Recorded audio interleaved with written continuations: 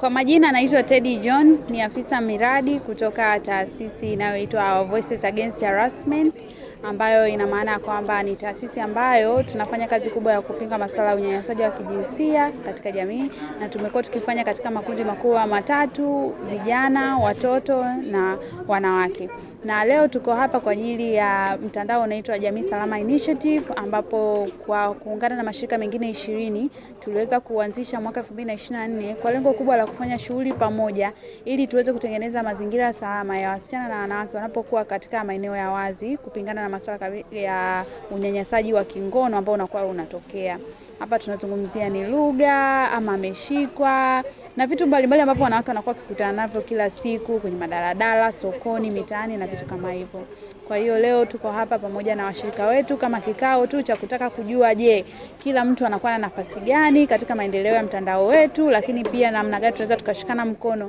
kwa malengo mazima ya mtandao.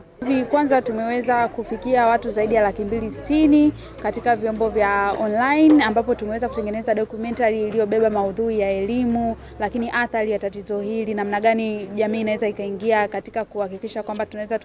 address hii changamoto. Lakini pia tumeweza kufikia mabasi 84 kwa wilaya ya Kinondoni, nikizungumzia kituo cha basi cha Makumbusho, ambapo tuweza kutoa elimu kwa namna gani wamiliki wa mabasi na wafanyakazi wa mabasi wakiwemo makondakta na madereva wote kwa pamoja tunaweza tukasaidia kwamba wanawake wanapokuwa kwenye mabasi basi wanakuwa wanalindwa na masuala ya unyanyasaji wa kingono. Tumeweza kufanya haya yote kwa kushirikiana na mashirika haya, na bado kwa mwaka huu tunaangazia tuweze kufikia katika media zaidi, tuungane na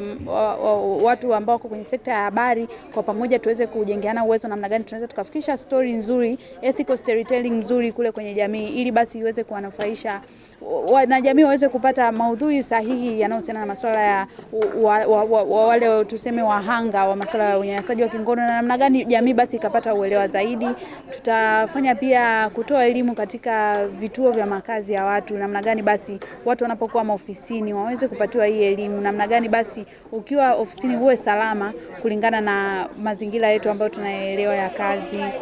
Kwa hiyo tutakuwa tukifanya shughuli mbalimbali kwa ushirikiano, lakini pia tunawaalika wadau mbalimbali ambao wanatamani kufanya kazi na sisi. Tuliweza kwa mwaka jana kufanya kazi na billboard moja kuonyesha kazi zetu na katuni ambazo tunazitumia katika kuelimisha jamii. Kwa hiyo bado tuna safari ndefu na bado tunaangalia wadau mbalimbali ambao wanaweza kutushika mkono. Naitwa Jeremiah Teofil, natokea taasisi ya Oyota, yani Women in Youth Tanzania. Nimefurahi kushiriki katika Jamii Salama Initiative kama mmoja kati ya collaborative partners ambao tunaunganisha nguvu zetu kwa pamoja kuweza kuhakikisha kwamba tunafanya jamii zetu ziwe salama. Nimefurahi sana kuwa katika kitengo cha PSEA, yani kwa maana ya Preventive of Sexual Harassment katika maeneo ya kazi. Of course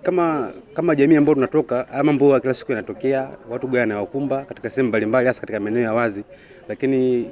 the good thing ni kwamba nimefurahi kuwa mimi kama mwanaume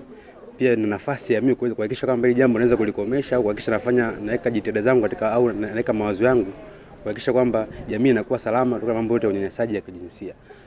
Especially kama sisi wanaume tunakuwa ni vyanzo vya unyanyasaji au vyanzo au watu ambao tunakuwa ni kama wachochezi wa hizi unyanyasaji wa kijinsia katika maeneo ya wazi. So kama mwanaume nitachukua nafasi ya kuwashawishi wanaume wenzangu au pia kutoa elimu kwa wanaume wenzangu ambao nakutana katika maeneo yangu ya kazi, jamii ninayoishi, ili waweze kujua kwamba kitu wanachokifanya sio tu kama ni jambo la kawaida, bali kitu ambacho pia si salama kwa jamii, hasa katika watoto wa kike, maana kukiendeleza ni kama kulalisha unyanyasaji dhidi ya wasichana. Kwa hiyo nashukuru sana Jamii Salama, na nashukuru sana OVA kutupa nafasi ya kuweza kufanya kazi kwa pamoja, kutoa mawazo yetu, kutoa rasilimali au mchango wetu ambao tuko nayo kama taasisi ya Oyota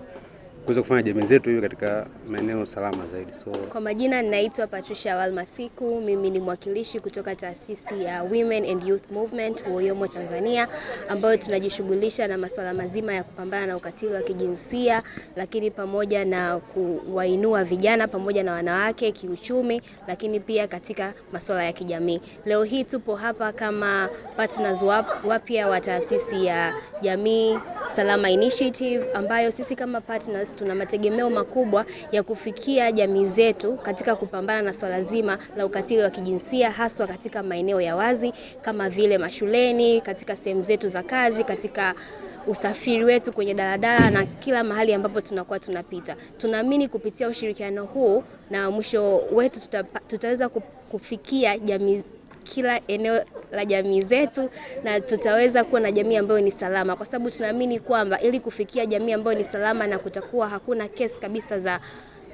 ukatili wa kijinsia, ni muhimu kushirikisha watu wengi, na ndio maana leo tupo hapa kwa ajili ya kushirikiana na OVA Tanzania kuhakikisha kwamba jamii yetu ni salama. Na ninatoa wito kwa kila mmoja wetu, wewe kama mwanaume, wewe kama mwanamke, wewe kama mama, wewe kama dada, wewe kama kaka, shirikiana pamoja na sisi katika kupambana na ukatili wa kijinsia, kwa sababu tunaamini nguvu moja haiwezi kusaidia.